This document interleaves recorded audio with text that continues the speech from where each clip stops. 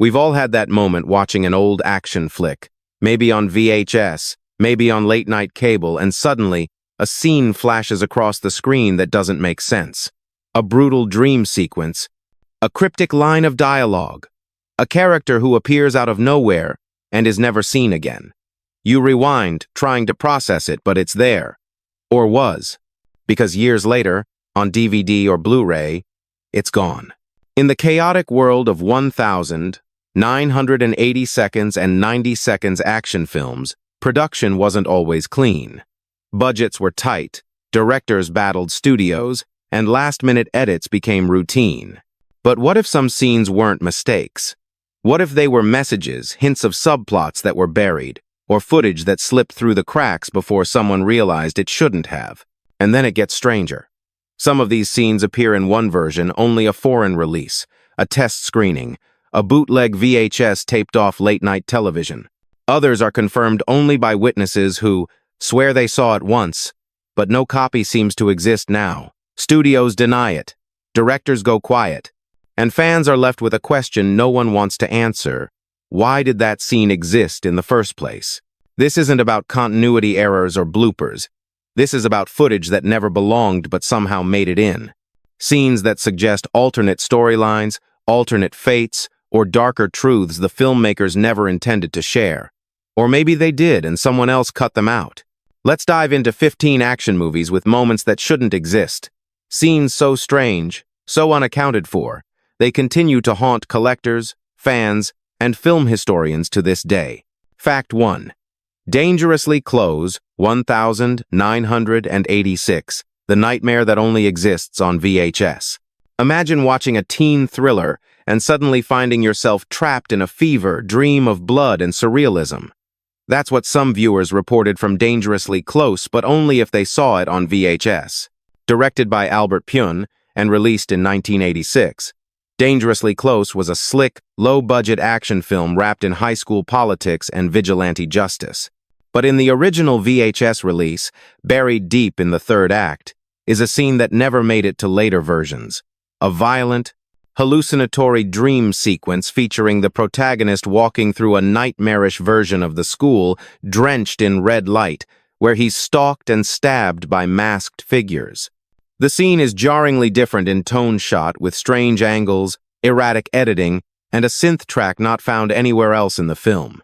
It's never referenced again, doesn't match the film's visual style, and disrupts the plot's pacing entirely. When the DVD and later Blu-ray releases were restored, this sequence was missing. The studio offered no comment. Albert Pyun himself denied including such a scene, despite multiple VHS copies proving otherwise. Even odder, the film's script and shooting schedule make no mention of this sequence ever being filmed. Was it a rogue edit? A late-night hallucination baked into a print for unknown reasons? Or an experimental scene that slipped into only a few pressings before being yanked?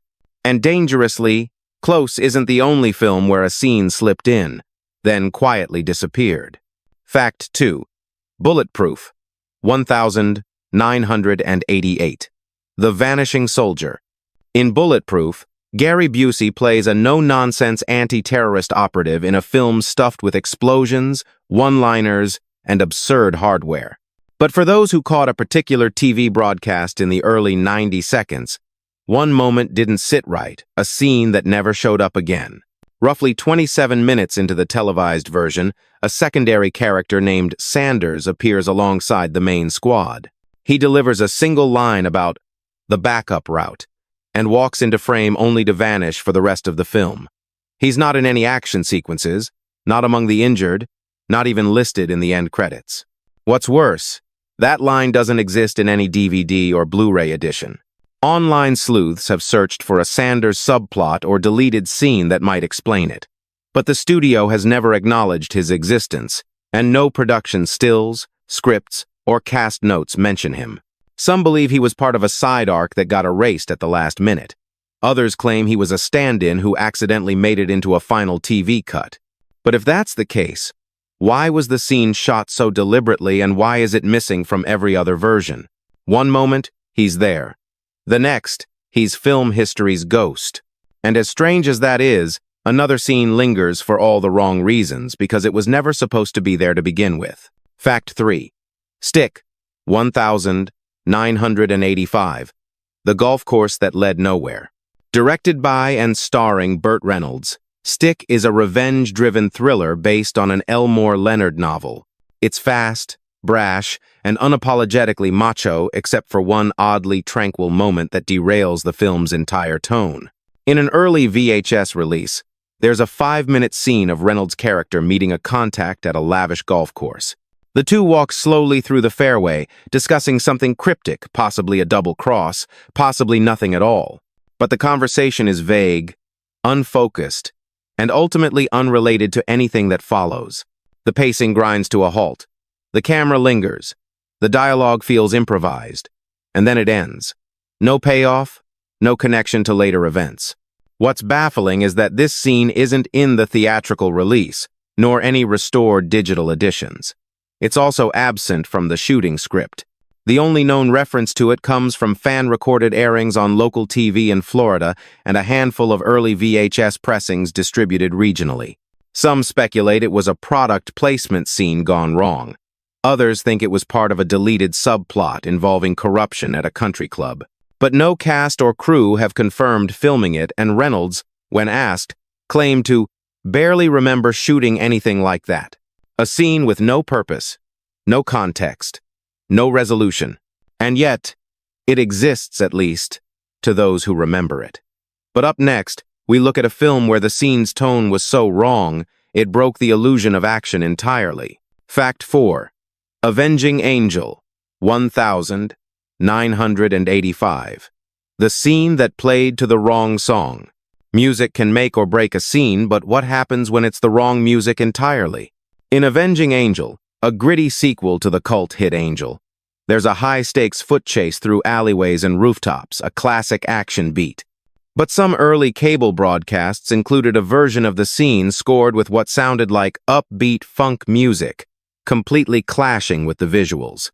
Instead of tension, the chase felt like a montage from a dance comedy.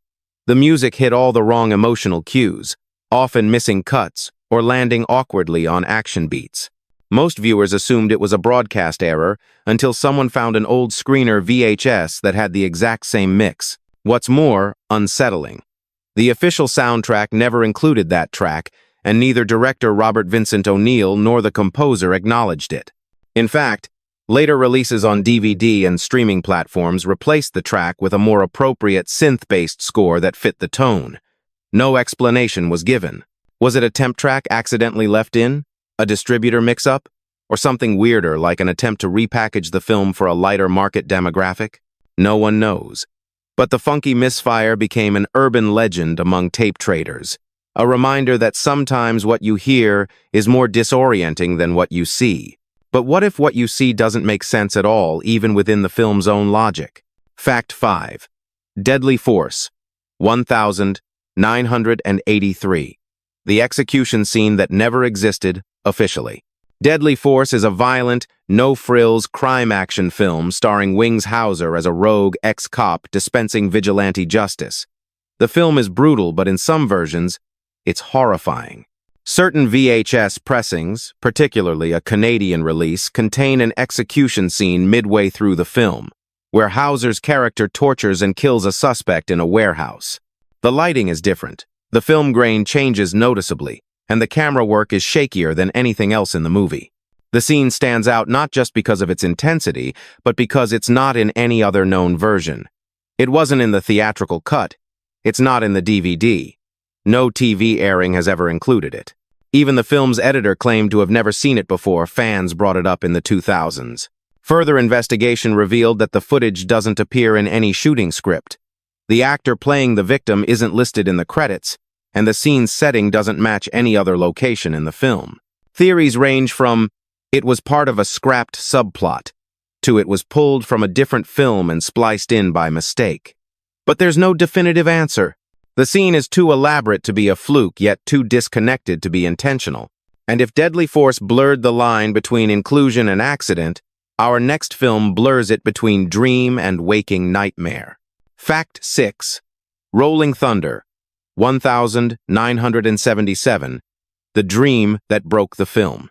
Rolling Thunder is often praised as a grim, emotionally charged revenge story. But early home video releases, particularly in Europe, included a single jarring scene that feels pulled from another movie entirely. Roughly halfway through, in some PAL versions of the film, the protagonist, played by William Devane, is shown in a stark dream sequence. He's standing in a room full of coffins, each one bearing the name of someone still alive. He opens one and finds himself inside it. There's no lead-up, no dialogue, no resolution. The dream cuts abruptly back to a quiet morning scene as if nothing happened. The tone, lighting, and even aspect ratio of the footage feel off, as if inserted from a different camera system or production entirely. John Flynn, the director, was asked about the scene at a retrospective screening and responded simply, "That was never in my cut." Film scholars confirmed its absence in the U.S. theatrical and TV versions. Yet the sequence has been preserved by collectors with access to rare Betamax and early PAL transfers. So where did it come from? Some speculate it was a deleted ending from an earlier version. Others believe it was an international distributor's addition to add psychological depth. But no official source claims responsibility. It remains one of the most inexplicable insertions in action cinema, and no one's ever taken credit. But next we head to a film where the scene may have been added not to confuse, but to hint at something much darker. Fact 7. The Octagon, 1980. The whispered twist that was never meant to be heard.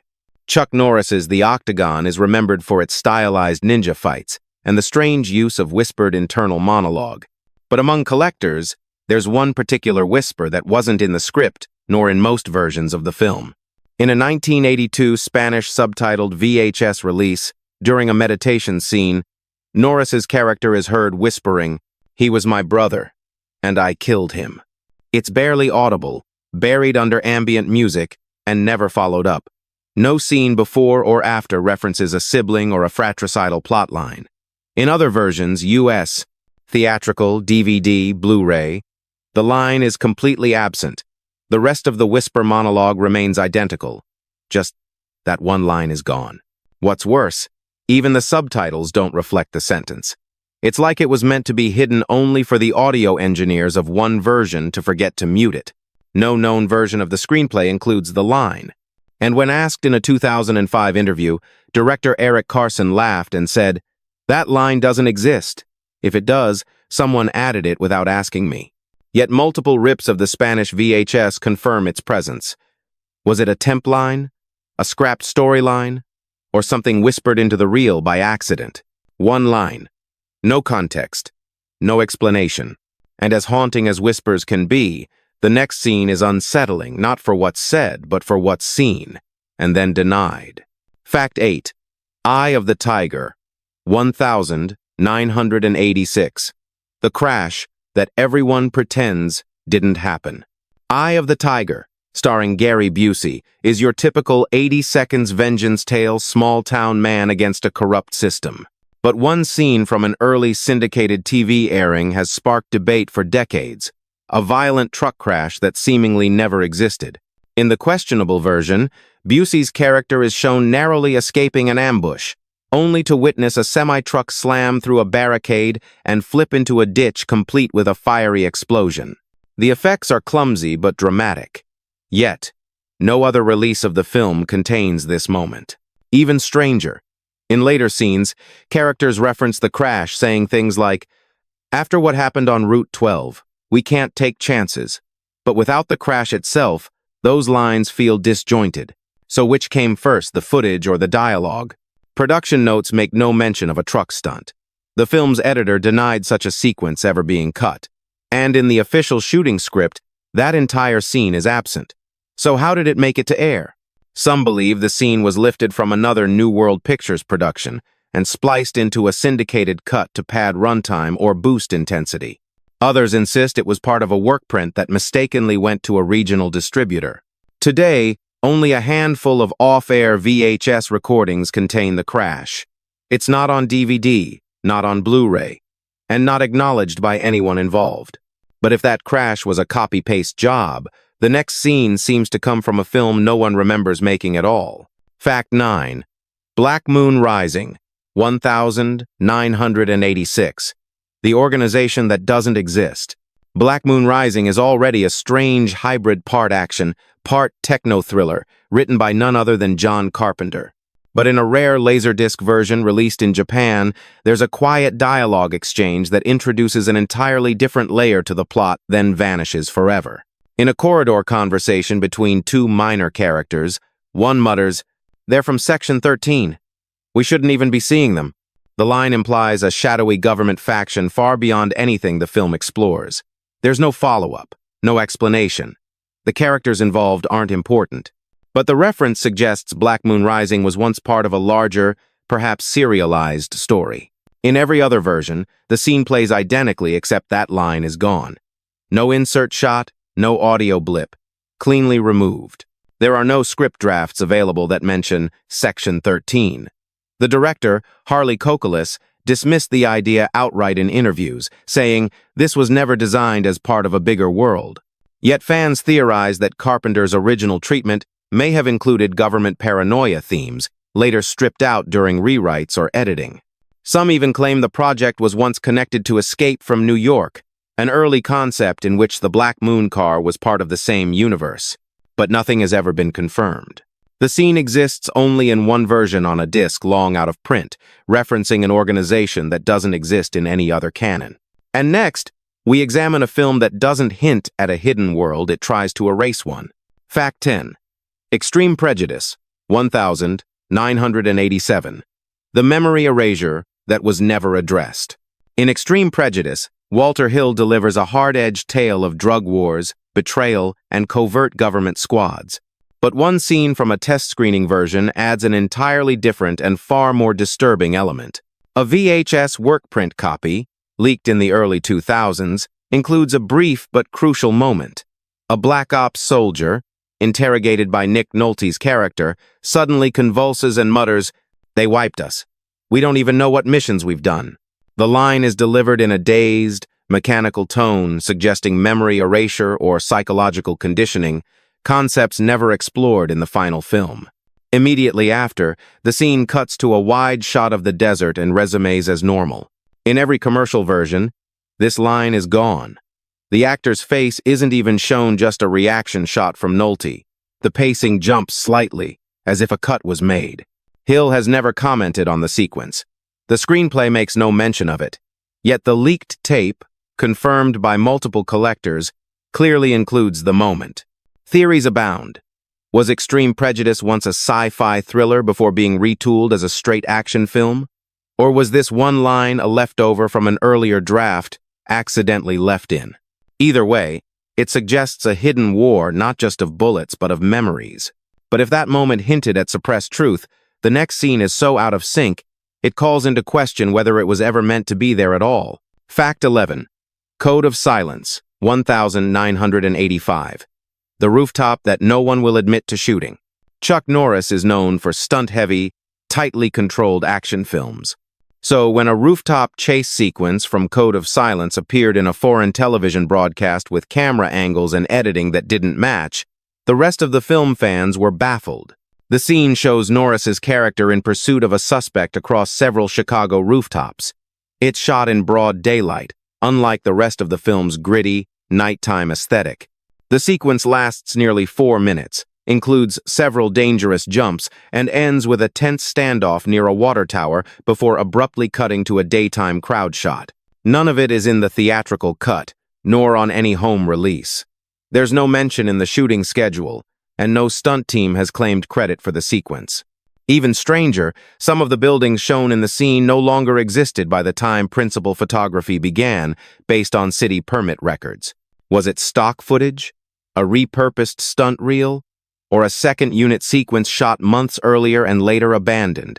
Norris, asked at a fan convention, laughed and said, "I've run across a lot of rooftops, but I don't remember that one." To this day, only a few taped from TV versions from Eastern Europe include the scene. It's high-octane, it's well-produced, and it doesn't belong anywhere. But not all scenes are about action. Some are about death and what comes after. Fact 12. Silent Rage, 1982. The body that shouldn't be there. In Silent Rage, Chuck Norris plays a sheriff facing off against a genetically reanimated killer, a bizarre blend of action and horror.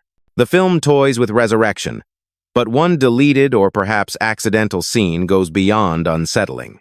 In a rare bootleg version shown at a horror convention in 1997, a scene appears where Norris discovers a body in a morgue drawer that's already moving, fingers twitching slightly, chest rising in shallow breaths. He stares, closes the drawer, and walks away without a word. This scene does not exist in any official cut, yet the film references that body later, stating it had been dead for hours. The implication, in the bootleg version, is that it wasn't. What's striking is the silence, no score, no dialogue, just ambient sound and the hum of fluorescent lights. It plays like a moment of surreal horror, out of place in a film already straddling tonal lines. When asked, director Michael Miller denied any such scene, but crew members at the convention allegedly confirmed it had been shot as an alternate version before being removed due to ratings concerns. There's no known script page for it, no stills, no production notes, but the footage exists, passed among horror collectors like a whispered secret. And if a body moves when it shouldn't, our next scene explores what happens when a character dies and still finds a way to speak. Fact 13. The Exterminator, 1980.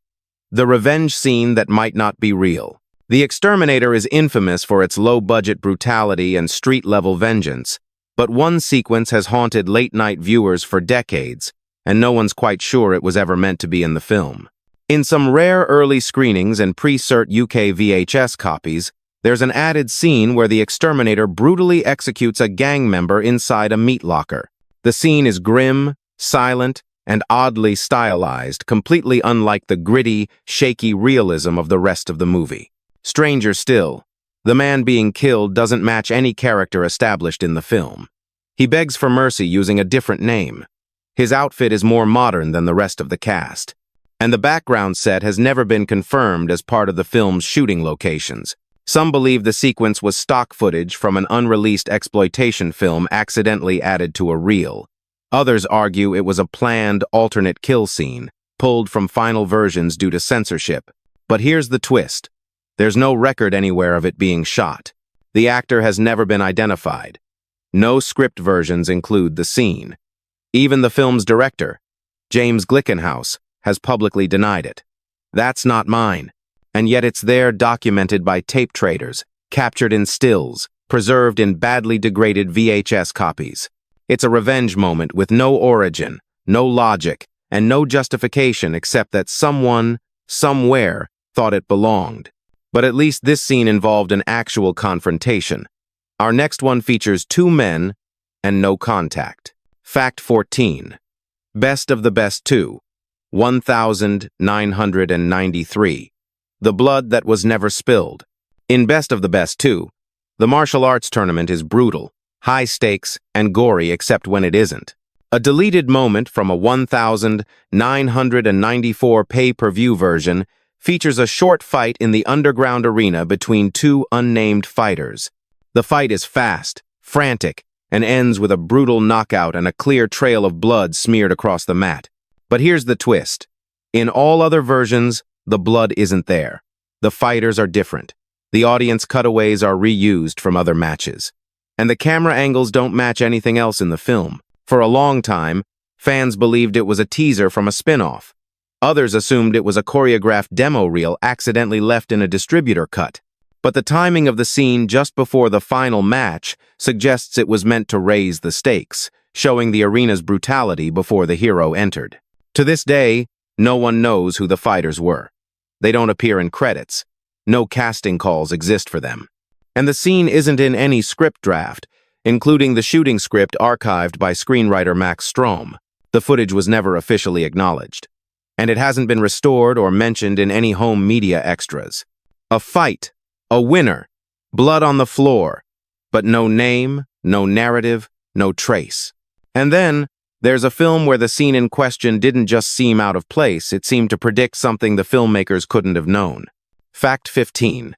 McBain, 1991. The Building That Fell Too Soon.